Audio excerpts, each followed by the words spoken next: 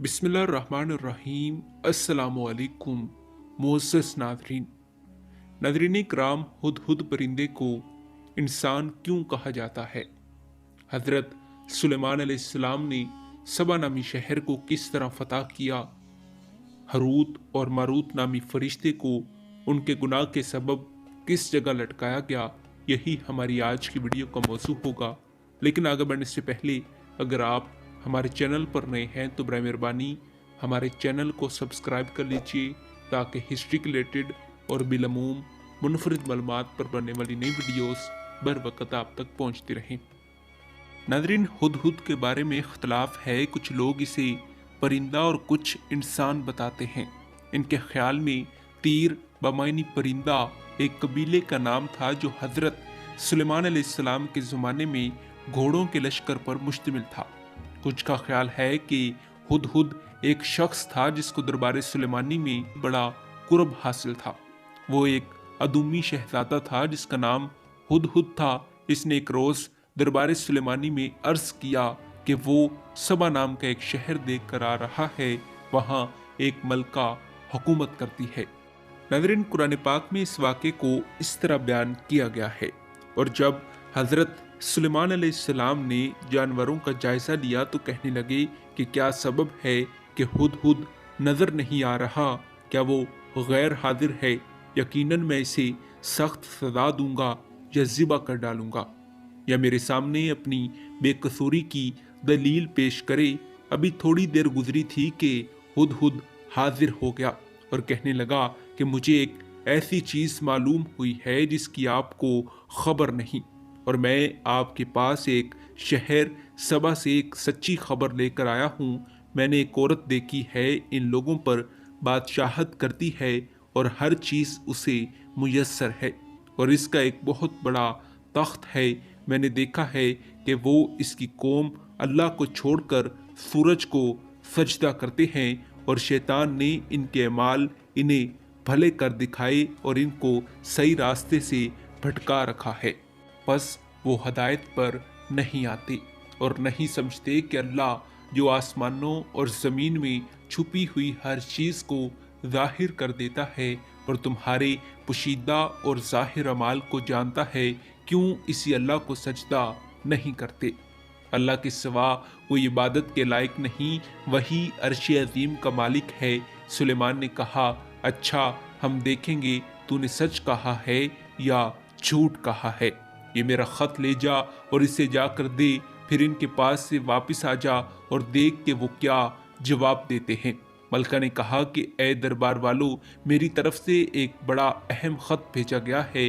वो सुलेमान की तरफ से है और मज़मून ये है कि शुरू अल्लाह के नाम से जो बड़ा मेहरबान नहायत रहम करने वाला है, बाद इसके ये कि मुझसे सरकशी ना करो और मुसलमान मतियो फरमाबरदार होकर मेरे पास चले आओ।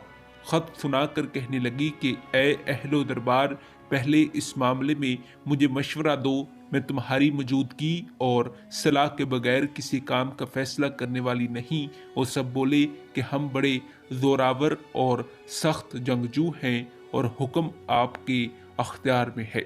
आप खुद ही सोच लीजिए, तो जो हुक्म दीजिएगा हम हाजिर हैं। मलका ने कहा कि बादशाह जब किसी मुल्क में दाखिल होते हैं तो इसको तबाह कर देते हैं और वहाँ के बाइज्जत लोगों को जलील करते हैं, और ये कि लोग भी इसी तरह करेंगे। और मैं इनकी तरफ कुछ तोहफा रवाना करती हूँ और देखती हूँ कि कासिद क्या जवाब लाते हैं। जब कासिद सुलेमान अलैहिस्सलाम के पास पहुंचा तो सुलेमान ने कहा, क्या तुम मुझे माल से मदद देना चाहते हो? जो कुछ अल्लाह ने मुझे अता फरमाया है वो इससे बेहतर है जो तुम्हें दिया है। बस अपने तोहफे से तुम खुश होते रहो।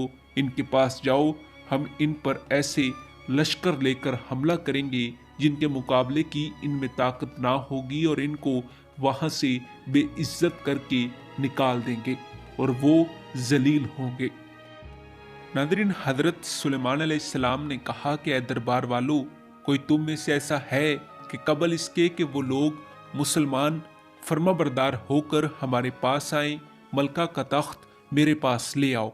जिन्नात में से एक कोई हैकल जिन ने कहा کہ قبل اس کے کہ آپ اپنی مجلس میں سے اٹھیں میں اس کو آپ کے پاس لا کر حاضر کرتا ہوں اور مجھے اس پر قدرت حاصل ہے اور امانتدار بھی ہوں۔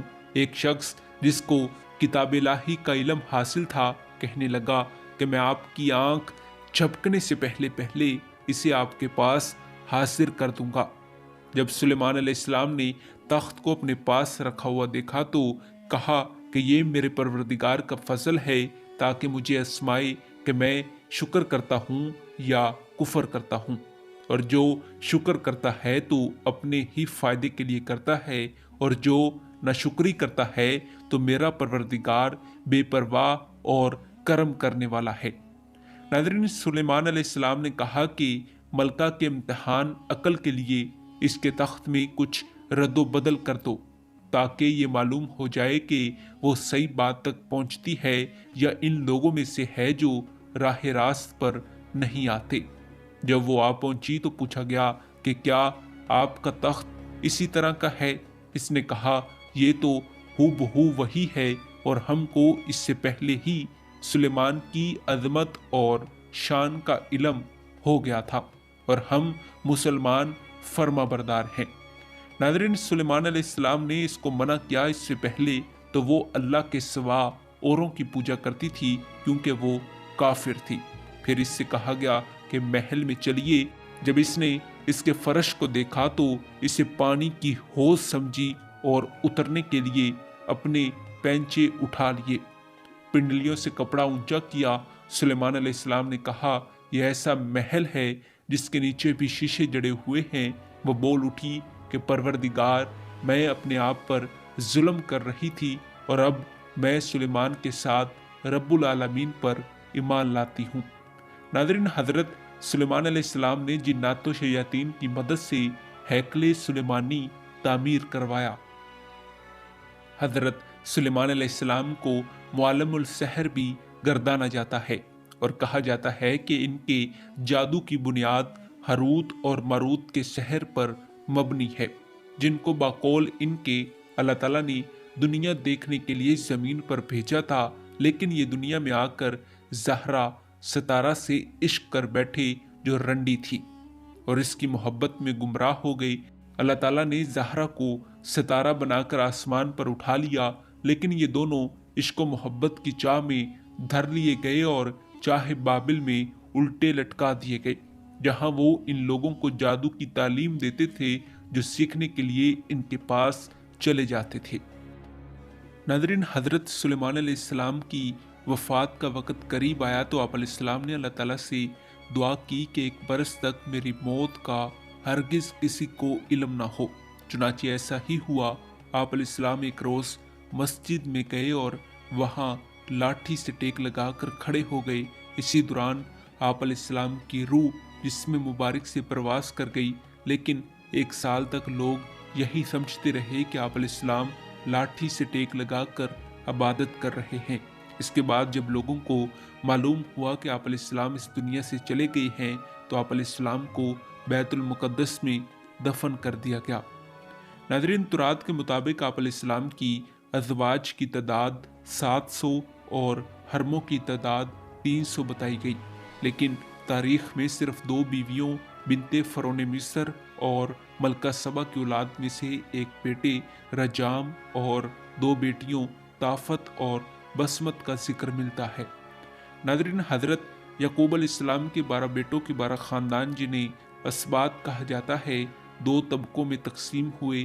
ایک اولاد یہود اور بنیامین کا گروہ تھا جو بیت المقدس میں بنی سلیمان علیہ السلام کی سلطنت میں شامل ہوا، جبکہ دوسرا گروہ جو 10 اسباط پر مشتمل تھا اپنے خاندان کے ایک بادشاہ کی سلطنت میں شریک ہوئے جو بیت المقدس سے 18 میل کا فاصلے پر نابلس میں رہتا تھا۔ ناظرین، مختصر یہ کہ اولاد بنیامین اور بنی یہودا کی سلطنت 400 سال کے لگ بھگ عرصے تک قائم رہی۔ اس مدت میں بنی سلیمان ابن داؤد علیہ السلام میں 19 بادشاہ ہوئے۔ ان کے علاوہ ایک عورت بھی حکمران رہی۔ ان میں محض 5 بادشاہ مومن اور ایماندار تھے، بقیہ سب مشرک و بت پرست تھے، یہاں تک کہ بخت نصر نے ان پر حملہ کر کے بنی اسرائیل کو ختم کر دیا۔ یہ سب لوگ گرفتار ہوئے اور بیت المقدس کو مسمار کر دیا گیا۔ ناظرین، امید ہے کہ آج کی ویڈیو آپ کو پسند آئی ہوگی۔ ملتے ہیں ایک ایسے ہی شاندار موضوع کے ساتھ، تب تک دیجیے اجازت۔ خدا حافظ۔